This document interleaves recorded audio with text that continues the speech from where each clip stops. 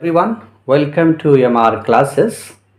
24 जुलाई को जो राष्ट्रपति चुनाव उनके पावर एंड फंक्शन से रिलेटेड क्विज कंपटीशन ऑर्गेनाइज किया गया था, उसमें जो क्वेश्चंस पूछे गए थे उनका उत्तर और उन पर एक्सप्लेनेशन आज देने की कोशिश करूंगा। तो सबसे पहला क्वेश्चन जो था वो presidential elections are conducted by, तो प्रेसिडेंशियल कौन कंडक्ट कराता है? तो इसका उत्तर है election commission of India. Supreme court नहीं कराता, पार्लियामेंट सेक्रेटेरिएट नहीं कराता, लेकिन इलेक्शन कमीशन ऑफ इंडिया तो कराता है। पर उसे ये पावर और रिस्पॉन्सिबिलिटी किसने दी? भारतीय संविधान के आर्टिकल 324 में इसका उल्लेख है और ये पावर, ये रिस्पॉन्सिबिलिटी संविधान ने दिया है। कौन सा क्वालिफिकेशन नहीं चाहिए प्रेसिडेंशियल इलेक्शन में कैंडिडेट बनने के लिए? जो यहाँ 3 क्वालिफिकेशन बताए गए हैं। पहला कि उसे मेंबर ऑफ पार्लियामेंट होने का क्वालिफिकेशन होना चाहिए, ऑफिस ऑफ प्रॉफिट होल्ड नहीं होना चाहिए, 50 मेंबर्स उसे उसका नाम प्रपोज करना चाहिए। तो इसमें से जो गलत है वो है पहला ए। इसका मतलब ये कि वो मेंबर ऑफ पार्लियामेंट नहीं, मेंबर ऑफ लोकसभा की योग्यता उसके पास होनी चाहिए। इसलिए उत्तर 4 है। नेक्स्ट क्वेश्चन है कि जो भारत के राष्ट्रपति रहे उनको सजाना है सीरियल में। तो यहाँ नाम जो 4 हैं उनमें से अगर हम सीरियल सजाएं तो पहले नाम होगा वीवी गिरी का, फिर फखरुद्दीन अली अहमद, ज्ञानी जैल सिंह, शंकर दयाल शर्मा। तो CDBA, इसलिए उत्तर होगा 1। फिर जो है राष्ट्रपति के नाम हैं और उनके शुरुआत के जो प्रोफेशन है उसके साथ दिया गया है, तो कौन सा जो है मैच नहीं करता? तो द्रौपदी मुर्मू जी टीचर रहीं, KR नारायणन मशहूर डिप्लोमेट रहे, डॉक्टर राजेंद्र प्रसाद मशहूर लॉयर रहे, प्रतिभा पाटिल ये भी लॉयर थी, डॉक्टर नहीं थी। इसलिए उत्तर होगा C कि प्रेसिडेंट अगर सुप्रीम कोर्ट से एडवाइस मांगते हैं तो इनमें से कौन सा ऑप्शन ABC है, कौन सा गलत है?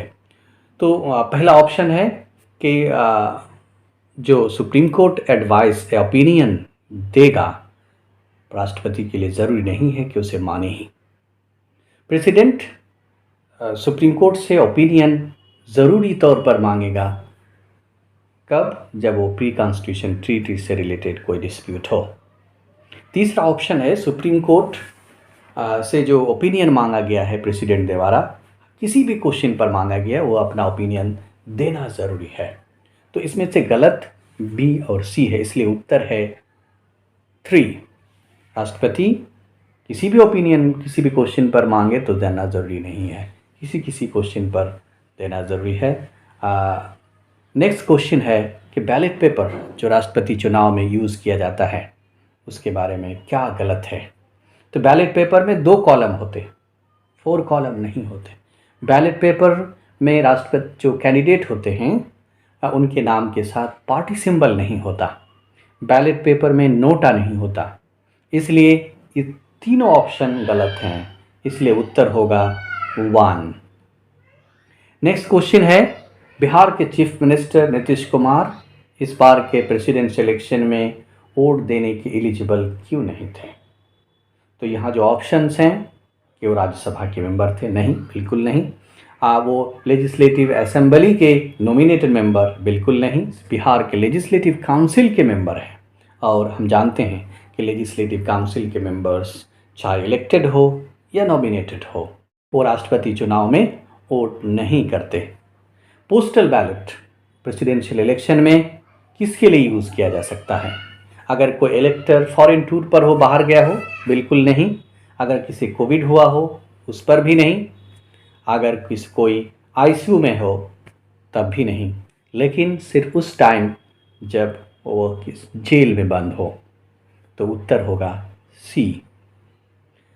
और राष्ट्रपति का जो ऑफिस कैसे खाली हो सकता है? यहाँ 4 ऑप्शन हैं। इम्पीचमेंट, जो उनको हटाया जाता है, ये ऑप्शन है। अगर उनका election null and void declare कर दे सुप्रीम कोर्ट, ये भी हो सकता है। प्रेसिडेंट ऑफिस होल्ड करने के अयोग्य घोषित कर दिया जाए। लेकिन अगर आईसीयू में एडमिट हो तो ऑफिस वैकेंट नहीं हो सकता। इसलिए उत्तर है 2। नेक्स्ट क्वेश्चन है कि what is wrong about the acting president. Acting president जो होते हैं उनके ये 3 ऑप्शंस हैं, उनमें से कौन सा गलत है। तो एक्टिंग प्रेसिडेंट के पास सारे पावर होते हैं जो प्रेसिडेंट के पास पावर है, तो बिल्कुल सही। अगर प्रेसिडेंट का ऑफिस, वाइस प्रेसिडेंट का ऑफिस दोनों खाली हो जाए तो एक्टिंग प्रेसिडेंट पार्लियामेंट द्वारा चुना जाएगा, ये गलत है। अगर वाइस प्रेसिडेंट एक्टिंग प्रेसिडेंट हो जाए तो उन्हें 2 काम करने होंगे, प्रेसिडेंट का भी और वाइस प्रेसिडेंट का भी, ये भी गलत है। वो वाइस प्रेसिडेंट का काम नहीं करेंगे, वह केवल प्रेसिडेंट का काम करेंगे। इसलिए उत्तर है बी और सी 1। नेक्स्ट क्वेश्चन है who among the following was not an acting president. तो एक्टिंग प्रेसिडेंट कौन नहीं थे, ये चारों में से मोहम्मद हिदायतुल्लाह थे, बी डी जट्टी थे, वी गिरी थे, सिर्फ गोपाल स्वरूप पाठक नहीं थे। नेक्स्ट क्वेश्चन है who among the following becomes returning officer presidential election. Secretary general of Rajya Sabha वो भी होते हैं, सेक्रेटरी जनरल ऑफ लोकसभा वो भी होते हैं, चीफ इलेक्शन कमिश्नर नहीं होते, लेकिन ये रोटेशन बेस पर एक बार secretary general of Rajya Sabha, secretary general of Lok Sabha, rotation base पे, इसीलिए उत्तर है ए। नेक्स्ट क्वेश्चन है what is true about applicability of anti defection law in presidential election. जो एंटी डिफेक्शन लॉ के बारे में हम खूब सुनते हैं, उस पर क्या प्रेसिडेंशियल इलेक्शन में वो एप्लीकेबल है या नहीं। तो ये जो ऑप्शंस है कि एवरी वोटर अपनी जो व्हिप पार्टी का व्हिप है उसके अकॉर्डिंग वोट करेगा, अगर वो पार्टी लाइन से वोट नहीं करता है तो उसकी मेंबरशिप ख़त्म हो जाएगी। और तीसरा ऑप्शन है कि एंटी डिफेक्शन लॉ उस पर अप्लाई ही नहीं होगा, वो जिसे चाहे वोट कर सकता है, उसे पार्टी व्हिप जारी नहीं कर सकता, इशू नहीं जारी कर सकता। तो इसलिए उत्तर है C. On which grounds the votes get rejected. Presidential election में कोई वोट करेगा तो उसका वोट किस बेस पर रिजेक्ट होगा। अगर ऑप्शंस हैं, अगर इलेक्टर ने अपना पेन यूज़ किया तो बिल्कुल सही, तो उसका वोट रिजेक्ट हो जाएगा। अगर उसने नंबर 1 प्रेफरेंस किसी को दिया ही नहीं तब भी वोट रिजेक्ट होता है। अगर वो रिटर्निंग ऑफिसर से बात कर लिया तो वोट रिजेक्ट नहीं होता है, लेकिन अगर उसने अपना नाम, अपना सिग्नेचर डाल दिया बैलेट पेपर पर तब भी वोट रिजेक्ट होगा। तो उत्तर है 1। इसका मतलब यहाँ ठीक है ABD। नेक्स्ट क्वेश्चन है who among the following is not an इलेक्टर in A presidential election. हमने इस पर बखूब बात की है कि प्रेसिडेंशियल में कौन वोटर नहीं होता। यहाँ ऑप्शन है मेंबर ऑफ पार्लियामेंट, ये भी गलत है, मेंबर ऑफ पार्लियामेंट नहीं होते voters. Elected members of legislative council, ये भी वोटर नहीं होते, इलेक्टेड मेंबर्स ऑफ पार्लियामेंट होते हैं। सो यहाँ elected members of legislative assembly बिल्कुल सही है, वो भी वोट करते हैं, इलेक्टेड मेंबर्स ऑफ राज्यसभा भी वोट करते हैं। सो इलेक्टेड का ऑप्शन हमने आपसे डिस्कस किया था कि इलेक्टेड का ऑप्शन ज़रूरी है, शर्त, कंडीशन। तो उत्तर है 1। नेक्स्ट क्वेश्चन है which of the following are the examples of indirect election. हमारे देश में प्रेसिडेंट का इलेक्शन इनडायरेक्ट होता है, विधान परिषद का इलेक्शन इनडायरेक्ट होता है, म्यूनिसिपैलिटी का डायरेक्ट इलेक्शन होता है, हम सारे लोग वोट करते हैं, राज्यसभा का भी इनडायरेक्ट इलेक्शन होता है, कॉमन पीपल वोट नहीं करते। इसलिए उत्तर है ABD 1। Who among the following stood second in 2 presidential election। 2 लगातार प्रेसिडेंशियल इलेक्शन में वो दूसरे नंबर पर रहे। इनमें से नीलम सचिव वो 2 बार इलेक्शन लड़े, एक बार दूसरे नंबर पर, एक बार जीत गए। कोटा सोबारा एक ही बार इलेक्शन लड़े, TN शेषन एक ही बार इलेक्शन लड़े, चौधरी हरिराम 5 बार इलेक्शन लड़े, उसमें से 2 बार दूसरी पोजीशन पर रहे। इसलिए उत्तर है 1A, Chaudhary Hariram. Next question है which of the following subjects the president has an extraordinary power। President के पास एक्स्ट्राऑर्डिनरी पावर किन सब्जेक्ट्स पर है। जुडिशियल में ज़्यादा कुछ नहीं है, फाइनेंशियल में भी ज़्यादा कुछ नहीं है, डिप्लोमेटिक में नहीं है, इमरजेंसी में है। अगर इमरजेंसी लागू हो जाए कहीं या देश में या किसी राज्य में या किसी एरिया में तो प्रेसिडेंट के पास एक्स्ट्राऑर्डिनरी पावर हो जाता है। इसलिए उत्तर है A। नेक्स्ट क्वेश्चन है what is wrong about the supreme court's role in presidential election. जब प्रेसिडेंट इलेक्शन हुआ या होता रहा है, होता रहेगा, उसमें सुप्रीम कोर्ट का क्या रोल रहा? Supreme court works an observer के तौर पर काम करता है। चीफ जस्टिस जो प्रेसिडेंट इलेक्ट होते हैं उनको शपथ दिलाते हैं। Electoral dispute can be heard only by supreme court. अगर इलेक्ट्रल डिस्प्यूट होता है इलेक्शन को लेकर तो सुप्रीम कोर्ट ही सुनवाई कर सकता है। तो इसमें से 2 बी और सी उत्तर सही है। इसलिए रॉन्ग क्या है? ए है। उत्तर होगा 1। सुप्रीम कोर्ट ऑब्जर्वर नहीं होता इलेक्शन में। Which of the following bills the president does not have veto power? veto power president के पास नहीं होता। ऑर्डिनरी बिल में होता है, मनी बिल में होता है, पर कॉन्स्टिट्यूशन अमेंडमेंट बिल में वेटो पावर नहीं होता। इसलिए उत्तर है 3। राष्ट्रपति किस राज्य से बिलोंग करते थे? तो द्रौपदी मुर्मू जी उड़ीसा, नीलम संजय रेड्डी जी आंध्र प्रदेश, फखरुद्दीन अली अहमद बिहार से नहीं, असम से, वीवी गिरी कर्नाटका से नहीं, आंध्र प्रदेश। इसलिए उत्तर होगा 4। सी डी गलत है, मैच नहीं कर रहा है। अगला क्वेश्चन है who among the following vice president lost the president election? इनमें से कौन प्रेसिडेंट इलेक्शन हार गए? तो बी.डी. जट्टी, कृष्णा कांत, हामिद अंसारी ने प्रेसिडेंट इलेक्शन फाइट ही नहीं किया, सिर्फ फाइट किया भैरव सिंह शेखावत ने और वो इलेक्शन हार गए। अगला क्वेश्चन है which of the following pairs are incorrectly matching? जो मैच नहीं करता है। जो राष्ट्रपति बनने से पहले कभी किस पोस्ट पर रहे? Doctor APJ. Abdul Kalam chief scientific adviser for government of Tamil Nadu, नहीं, गवर्नमेंट ऑफ इंडिया के वो चीफ साइंटिफिक एडवाइज़र थे। के.आर. नारायण केरला के गवर्नर नहीं थे। Neelam Sanjiva Reddy Indian National Congress के प्रेसिडेंट थे। ज्ञानी जैल सिंह पंजाब के चीफ मिनिस्टर थे। इसलिए उत्तर है 1। ए और बी गलत है। Who among the following were governors of states when declared as candidate for presidential election? जब उनको प्रेसिडेंशियल इलेक्शन के लिए कैंडिडेट डिक्लेयर किया गया तो किसी राज्य के गवर्नर थे। इनमें से डॉक्टर जाकिर हुसैन, वो जब वाइस प्रेसिडेंट डिक्लेयर किए गए तब थे। द्रौपदी मुर्मू जी पहले गवर्नर तो थी, लेकिन जब उनका नाम डिक्लेयर हुआ तो वो गवर्नर नहीं थी। पर रामनाथ कोविंद और प्रतिभा पाटिल, रामनाथ कोविंद बिहार के गवर्नर थे, प्रतिभा पाटिल राजस्थान की गवर्नर थी। इसलिए सी और डी उत्तर आंसर है। इसलिए आंसर होगा 3। Chief minister who become president of India भी इंटरेस्टिंग क्वेश्चन है कि चीफ मिनिस्टर्स जो राष्ट्रपति बने भारत के, वे आर वेंकटरमन किसी राज्य के चीफ मिनिस्टर नहीं थे। ज्ञानी जैल सिंह जैसे कि पहले बताया गया वो पंजाब के चीफ मिनिस्टर थे। वीवी गिरी कहीं के चीफ मिनिस्टर नहीं रहे। शंकर दयाल शर्मा ये भोपाल राज्य के चीफ मिनिस्टर रहे। इसलिए उत्तर में उत्तर है बी और डी 1। ऑप्शन सही है, इसलिए उत्तर है 1। प्रेसिडेंट ऑफ इंडिया जो किसी राज्य के डिप्टी सीएम, किसी राज्य के सीएम, यूनियन मिनिस्टर भी रहे और लोकसभा के स्पीकर भी रहे। आर वेंकटरमन के पास नहीं, ऐसा नहीं था उनका। शंकर दयाल शर्मा ऐसे लोकसभा के स्पीकर नहीं रहे। रामनाथ कोविंद भी स्पीकर नहीं रहे और ना ही सीएम रहे। नीलम संजीव रेड्डी ही ऐसे हैं जो आंध्र प्रदेश के deputy CM, union minister, Lok Sabha के 2 बार स्पीकर रहे। इसलिए उत्तर ये Neelam Sanjiva Reddy. Next question, consider the following statements about the decision of president on disqualification of a member of parliament and identify wrong one. कि पावर प्रेसिडेंट का पावर जब होता है एक मेंबर पार्लियामेंट को डिस्क्वालीफाई करने के लिए, तो इनमें से कौन सा रॉन्ग है? सो प्रेसिडेंट डिसाइड, जो पहला ऑप्शन है कि डिफेक्शन के पर, मेंबर के डिस्क्वालिफिकेशन पर प्रेसिडेंट डिसाइड करते हैं, ये गलत है। उस पर स्पीकर या चेयरमैन डिसाइड करते हैं।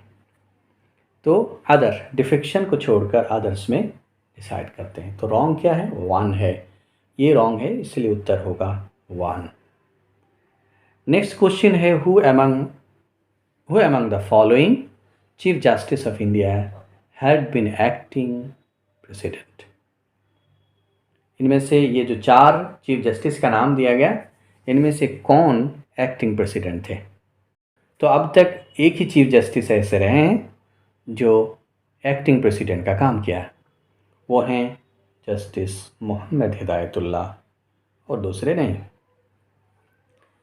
एक क्वेश्चन है, which of the following statements is are wrong about emoluments and allowances of the president. President को अलाउंसेस जो मिलते हैं उसको लेकर कौन सा स्टेटमेंट, दो ही स्टेटमेंट दिए गए, कौन सा गलत है। His salary is charge against consolidated fund of India, सही एकदम, कॉन्सोलिडेटेड फंड से उनकी सैलरी दी जाती है। उनके परफॉर्मेंस पर बेस पर उनके अलाउंसेस को बढ़ाया या घटाया जा सकता है पार्लियामेंट द्वारा, ये गलत है। हाँ, तो उत्तर 2 है। इसे मैच करना है कि जो हमारे प्रेसिडेंट पहले दूसरे किसी पोस्ट पर थे। तो बीबी के अगर प्रेसिडेंट ऑफ कॉन्स्टिट्यूंट असेंबली हम सब जानते हैं डॉक्टर राजेंद्र प्रसाद थे। स्पीकर ऑफ लोकसभा नीलम संजीव रेड्डी थे। Ambassador to China doctor K R Narayanan थे। President of all India trade union V V Giri थे। इसलिए उत्तर 4 है। Which of the following privileges and immunities are available to the president?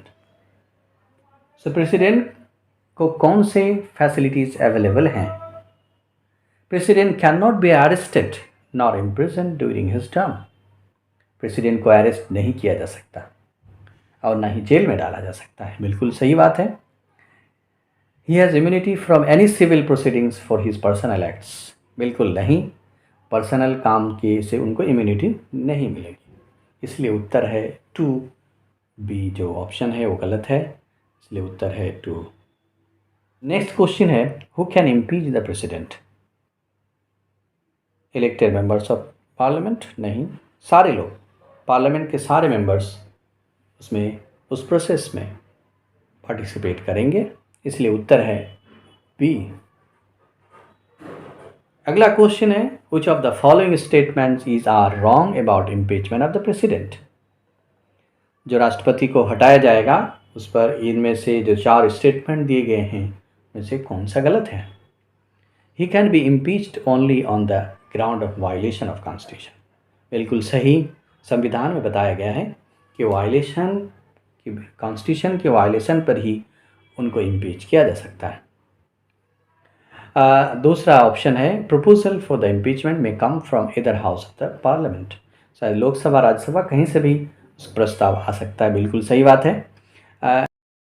The proposal should be signed by 1/6 नहीं 1/4 है, 1/4 member जो है उसे साइन करना ज़रूरी है। The proposal to be passed by both the houses by simple majority, special majority से pass होना चाहिए।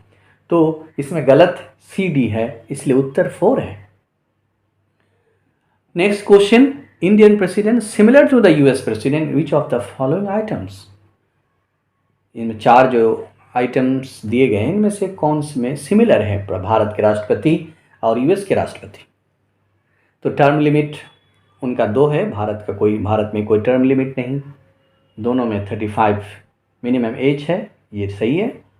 दोनों को इलेक्टोरल कॉलेज द्वारा निर्वाचित किए जाते हैं, ये भी ठीक है, पर डायरेक्ट इलेक्शन दोनों में नहीं होता, इनडायरेक्ट इलेक्शन है। तो इसलिए B और C सही है, इसलिए उत्तर होगा 3। नेक्स्ट क्वेश्चन है, president to act according the advice of the council of minister. President of India जो इंडियन काउंसिल ऑफ मिनिस्टर के अकॉर्डिंग एडवाइस, उनके एडवाइस के अकॉर्डिंग काम करेंगे, ये किस कॉन्स्टिट्यूशन अमेंडमेंट के तहत किया गया है? तो ये 44th अमेंडमेंट के किया गया है, इसलिए उत्तर होगा C। Match the following veto with definitions. 3 veto यहाँ दिए गए हैं, pocket veto, absolute veto, suspensive veto, और उनको कैसे यूज़ होता है।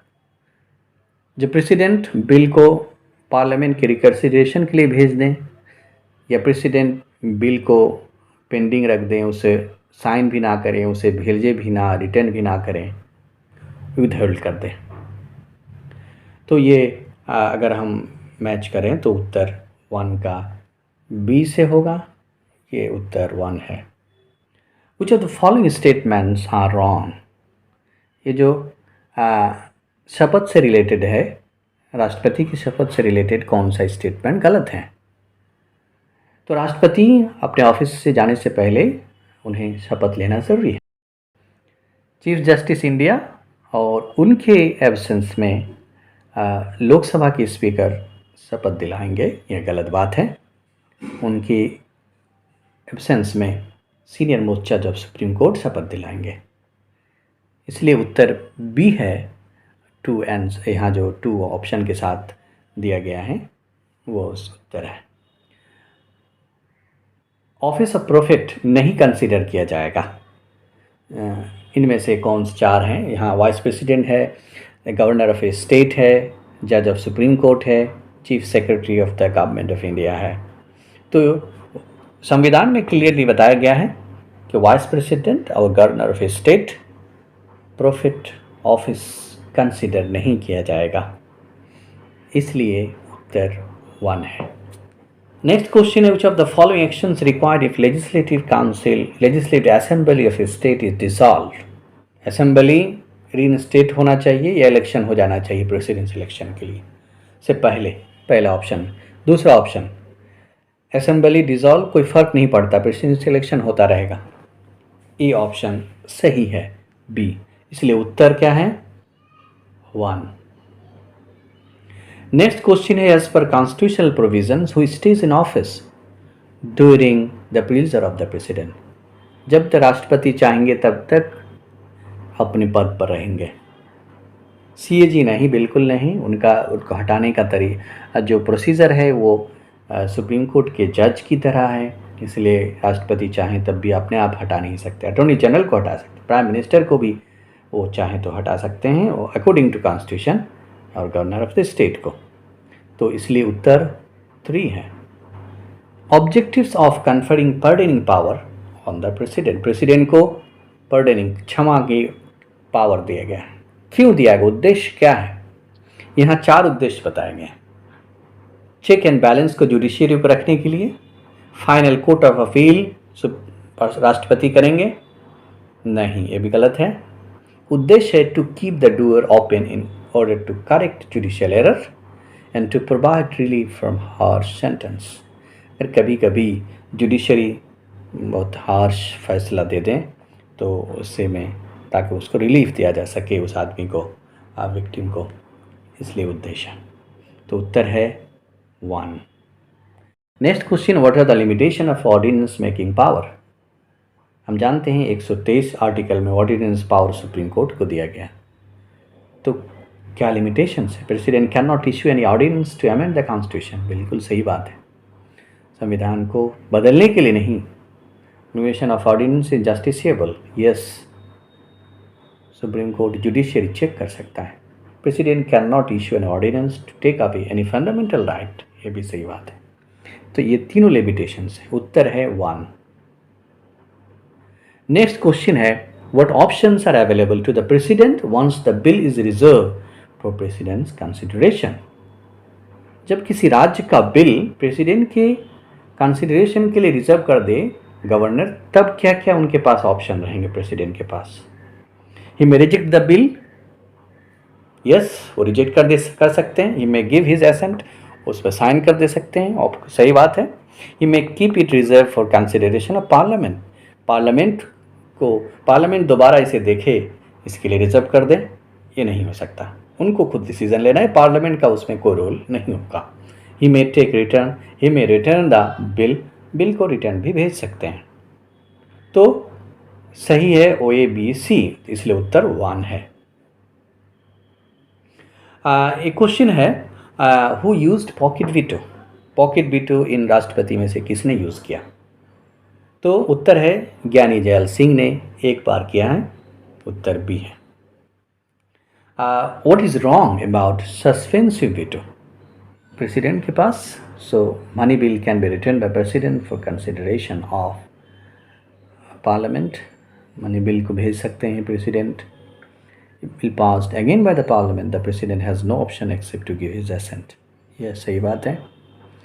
Parliament has to make pass the bill again with some changes, नहीं, इसलिए गलत है A और C। ए और सी गलत है। मनी बिल को तो राष्ट्रपति भेजते ही नहीं, क्योंकि मनी बिल पहले ही उनसे सहमति लेकर के ही पार्लियामेंट में पेश किया जाता है, इसलिए उनका रिटर्न करने का कोई सवाल नहीं पैदा होता, इसलिए ये गलत है। और जब बिल पार्लियामेंट द्वारा पास हो जाए तो प्रेसिडेंट को बिल्कुल कोई ऑप्शन नहीं, उनको सिग्नेचर करना ही है। और पार्लियामेंट अगर बिल को दोबारा जब पास करेंगे तो कुछ चेंजेस करना ज़रूरी है, ये बात गलत है। इसलिए गलत क्या क्या, ए और सी गलत है, तो आंसर है। अगला question, the president the visitor of which institutions, Bharat के किस किस शिक्षा प्रतिष्ठान के वो विजिटर हैं? IITs, IIMs, deemed university, central university, तो वो सेंट्रल यूनिवर्सिटीज़ के विजिटर हुआ करते हैं। नेक्स्ट क्वेश्चन है, for which of the following bills can be present in parliament after his recommendation permission, कौन सा बिल राष्ट्रपति का परमिशन के बाद ही पेश किया जाता है? मनी बिल को पेश किया जाता है, कॉन्स्टिट्यूशन अमेंडमेंट को नहीं, पर नए राज्य को बनाने के लिए जो बिल है वो भी उनके रिकमेंडेशन से होता है, ऑल इंडिया सर्विस के लिए नहीं। इसलिए उत्तर है ए और सी 2। Match the following winning candidates with losing candidates, जो प्रेसिडेंट बने और जो उनसे इलेक्शन हार गए। तो KR नारायणन के साथ TN शेषन इलेक्शन लड़े, डॉक्टर APJ अब्दुल कलाम के साथ के विरुद्ध अपोजिशन में लक्ष्मी सहगल थी, ज्ञानी जैल सिंह के अपोजिशन में VR कृष्णा अय्यर थे, प्रणब मुखर्जी के अगेंस्ट PA संगमा थे। और एक, विच of the following state with value of A vote of it's an elected MLA, एक स्टेट के इलेक्टेड MLA का वैल्यू, वोट का वैल्यू कितना होता है उसे मैच करना है। वेस्ट बंगाल का 151 है, सिक्किम का 7 है, झारखंड का 176 है, बिहार का 173 है। तो यही क्वेश्चंस थे। आशा करते हैं कि आप सभी को ये डाउट्स क्लियर होंगे और ये जो सॉल्यूशन और एक्सप्लेनेशन दिया गया, आशा करता हूँ कि ये आपके लिए लाभदायक होगा और आपके डाउट्स क्लियर होंगे। आज के लिए बस इतना ही, फिर मिलेंगे किसी नए टॉपिक के साथ। अगर आपको ये वीडियो अच्छा लगे तो लाइक और कमेंट करें, और इसी तरह की इन्फॉर्मेटिव वीडियोस पाने के लिए MR क्लासेस को सब्सक्राइब करना ना भूलें। धन्यवाद।